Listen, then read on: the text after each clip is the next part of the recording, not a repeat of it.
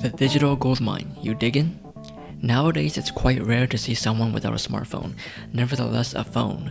It's so integrated into our lives that it's pretty hard to imagine life without one. We no longer have to memorize contact information, or carry physical maps, or even carry credit cards, and these are just some of the capabilities of the smartphone. Just a few years back, we even started being able to make money with it. Take a look at transportation companies such as Uber and Lyft. These businesses provided opportunities and essentially disrupted an entire industry, the taxi services. The applicant just needed to have access to a car and their phone, and they're essentially good to go. Another similar service is Postmates.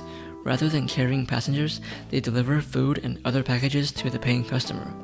Again, this company provides the opportunity to anyone with access to a smartphone. These are just two of the more convenient methods to earn some extra pocket change, pay the bills, or save up for that dream vacation. With the growth of the internet, social media, and e-commerce, a side business has never been more simple to start. And yes, I refer to them as simple because with the tools we have now, cloud-based services make these sorts of opportunities accessible and easy to use for end consumers. But don't be confused, it's by no means easy. A lot of work goes on behind the scenes to actually make these online businesses successful. Other types of opportunities that are available come at a pretty wide variety. The fun thing about the internet is that every possible topic in the world has its own space and community. That said, if there's something you like, chances are it's more than possible someone else across the world knows about it and likes it as well. That's great news because you have a hobby or passion you share with someone, and you also have a chance to make some money. I round up a few of these options for this episode, so feel free to explore each one and see which ones work for you. If you're crafty and like to make things by hand, you may have heard of Etsy. Etsy is the #1 spot online that people go to search for one-of-a-kind handmade goods.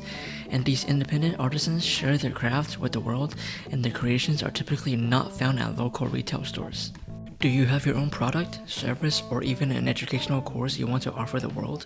Well, Shopify has made the e-commerce experience more enjoyable for both vendors and consumers. I've met people who've started their Shopify business and used the dropship method to deliver products to their buyers. While I personally don't know the details on their operations, I do know it's a possible route to take a hobby and earn some money with it. And if you don't see yourself opening up an e-commerce store anytime soon, you might want to take the route of the social media influencer or the micro-influencer approach. Who comes to your mind when it comes to social media influencer? Do they have hundreds and thousands of following? Quite a few influencers now are treated as Hollywood celebrities. They've made their name and now they're dominating their own corners of the online space. Does that mean it's too late to go this route? Not necessarily. This actually opened the doors for many micro-influencers. The major influencers now have management teams, and that means they're harder to reach on a more personal level.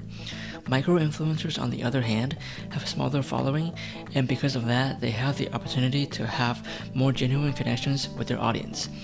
So even if someone has a smaller audience size, they can still make this option happen because they have a more engaged following.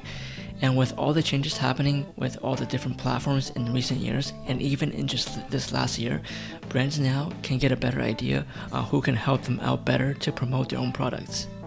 And if you already have a decent sized following on social media, you might want to give affiliate marketing a try. It's basically another fancy word for referrals, and businesses love referrals. It means that they're doing something right, not just with their products or services, but with their customers. And here's the surprising thing I recently found out. Many of the products from brands I personally use have affiliate systems. My friend pointed it out to me that quite a handful of businesses have that nowadays. So if you're into fitness, chances are the products you buy from that company has its own affiliate promotion. Take advantage of that. Those I've seen doing well with affiliate marketing tend to live certain lifestyles. They choose their brands based on the company mission. If their core values align, then it makes for a better match. Do some research. I have friends who rave about companies I've never heard of, and they got me excited on trying their services. If you're serious about eventually running your own full-time business, make certain to treat your current customers in the best way possible. I've heard this advice time and time again, and it's that your best salespeople aren't the ones you hire, but rather they're your loyal customers and even die-hard fans. Are you aware that technically YouTube is a social media platform as well? YouTube is the new television, and because it's free to use, also free to create, people from all over the world have been given this tool to entertain, educate, and empower the video viewer on the other side of the screen. And as I'm currently working on this episode, I do have my own channel. It's recently been created, and now I'm doing my best to create and put out my own content. It's by no means easy, and now that I'm personally investing my time, energy, and money into this, I appreciate all the creators I've watched the last few years. And honestly, my only wish at this point is that I started sooner.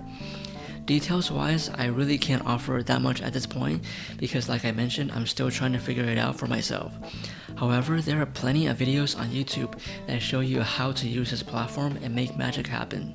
So there are 2 other opportunities I've gathered on here for this podcast, and let's start with the first one, freelance work, otherwise known as contract work.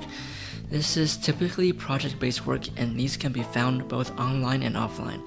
The more established platforms for finding these opportunities are Upwork or Freelancer. These are the ones I've attempted to find opportunities for extra change. I've also used Fiverr a few years back when the service was still young. I did very simple tasks such as text translations and basic graphic design. I wasn't too consistent with this one because I was more focused on affiliate marketing. That doesn't mean I dismiss this option because I know it will work for some people. If you know what you're great at and you enjoy contract work, this may be the route that you want to take. And the final one on this list for this episode on the show is advertising. Advertising is the fuel for business as gasoline is to cars. Every business needs to make profit in order to stay in business, and advertising is one method to do so. It certainly helps to put your business under the spotlight and get you that attention, because if no one's paying attention to you, no one's paying money to you. As digital marketing is on the rise, so is digital advertising. It's where people turn to for entertainment, among other things. So if you know how to run and manage social media or online ads, it's possible for you to use this method to create your side business. If you want to learn how, there are plenty of videos on this topic on YouTube. I know this because that's how I learned it. Every business wants to make money, but that's going to be difficult if they don't know how to reach their ideal customers using modern tools.